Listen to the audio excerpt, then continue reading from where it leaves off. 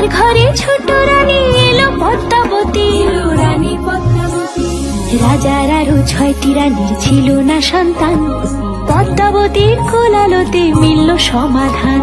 বছর যেতে জন্ম নিল 7 ছেলে 1 মেয়ে, হয় খুশির আকাশ হঠাৎ কালো মেঘে গেল ছেয়ে।